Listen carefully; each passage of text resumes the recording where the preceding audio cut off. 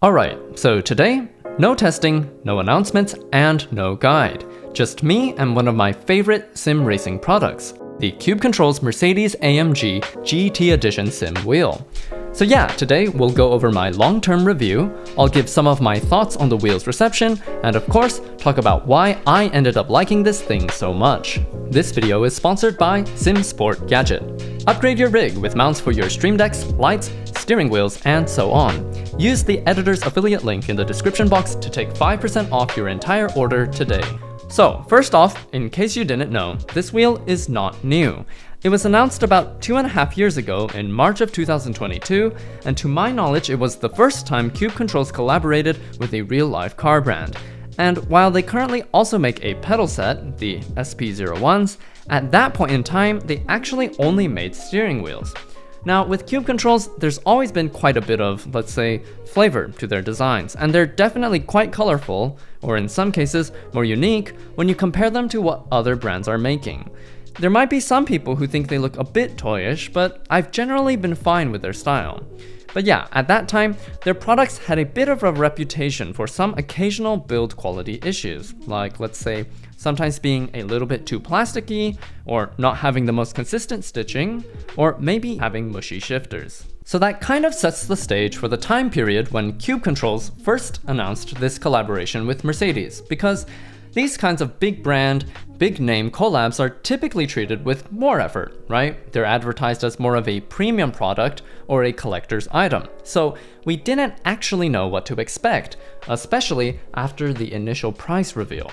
Fanatec had released a BMW wheel not long before that was priced at $1,500, but this one was launched at a surprising $875 USD, which was lower than we were expecting. So there was this kind of fear, right? Would this wheel maybe have a bunch of compromises, or perhaps it wouldn't live up to its premium pedigree? But when I brought the wheel back home from Micro Center and took it out of the box, those concerns I had started to disappear pretty quickly. So the first thing I noticed was the style. To me, it's very tasteful, and the combination of carbon fiber and red aluminum accents looks very, very cool. The logo placements are nice, and yeah, the general color scheme feels clean and not messy at all. The faceplate is covered in brushed aluminum, and here in the center, where you see the Mercedes logo, they used a carbon fiber plate.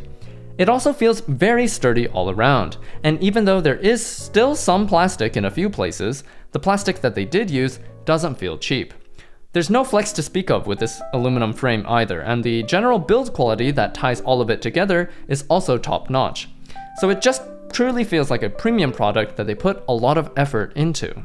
So I slapped my Asetek adapter on and mounted it on my rig, and while I had already noticed this when I was just taking it out of the box, I realized that this wheel is pretty big. Like, it's a fair bit wider than I expected for this kind of open top and open bottom formula style wheel.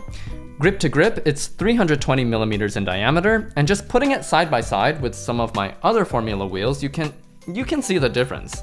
Now, the reason why Cube Controls made it this big is to replicate the actual steering wheel that you would find in the Mercedes AMG GT Track Series car. And it took a bit, but I did find it to be comfortable to hold after using it and adjusting to it for a while. Everything else is honestly very good too. Like, I really didn't find much to nitpick about.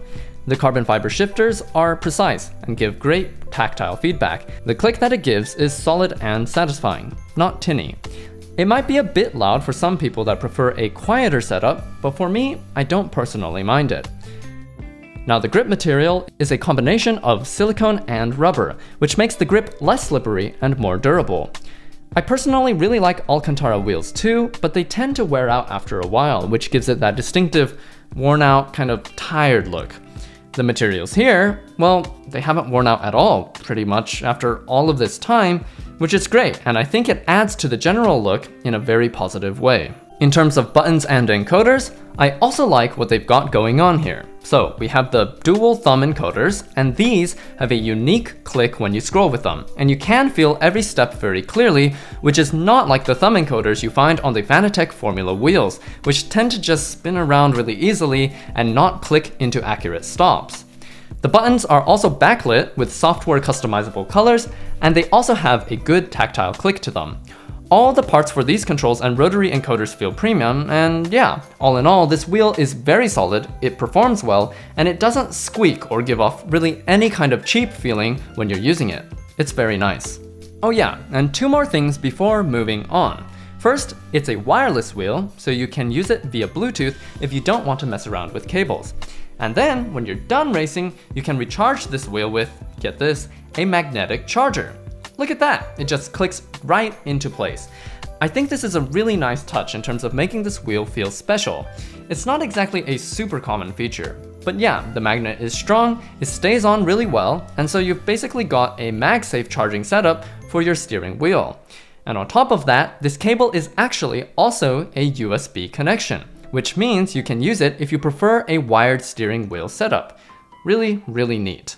Now, something I noticed is that while people were pretty excited about this wheel before its release, it did not end up becoming particularly popular post-release, even though it's generally very good.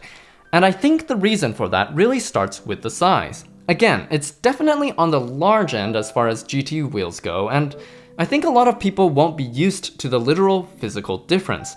And that's not to mention that a wheel of this size is going to be a lot less universal and a pretty poor match for like formula style racing if you're used to using one wheel for both styles. And then there's also the fact that a larger diameter means that the force feedback will be more dull, especially if you aren't using a very high torque wheelbase.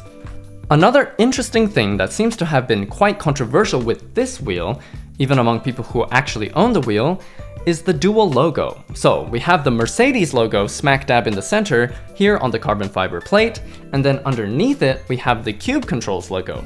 And some people are really offended by this. Like one dude even took a Sharpie marker and colored it in with black.